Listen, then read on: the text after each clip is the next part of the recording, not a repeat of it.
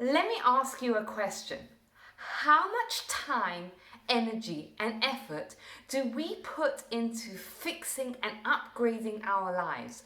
Whether it's something like whitening our teeth, or fixing our houses, or getting a nicer car, or climbing that corporate ladder.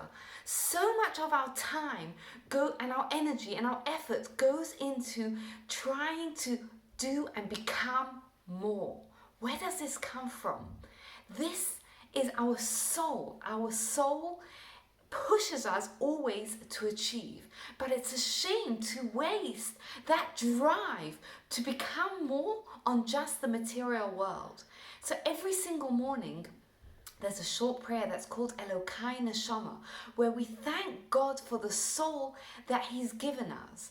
That we recognize that soul that God has given us, we say Elokai Neshama Shenasata Bi Tahorahi. That soul that you have given us, it's pure.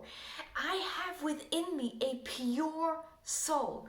It is the source of my goodness. It is the source of what pushes me to always strive for more. And I can't just waste it on the material world. I have to use it to become more spiritually. And that's what I remind myself. And I remind myself that God blew it into me. What does that mean? If you think about it, when someone blows something into someone else, they're taking what's from them and putting it in the other person.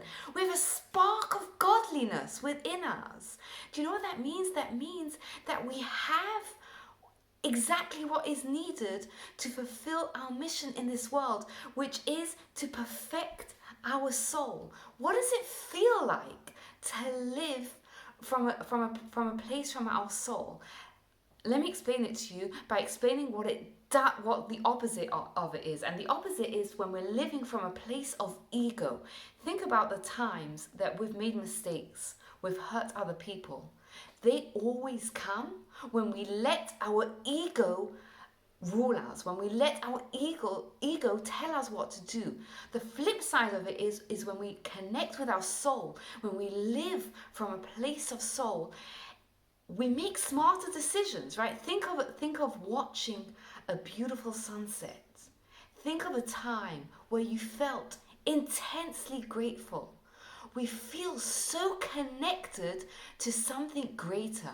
That's what it feels like when we live from our soul. So that's why in the morning we take a moment, we say this prayer, we remind ourselves that our essence is that pure soul, that spark of the divine that we have within us.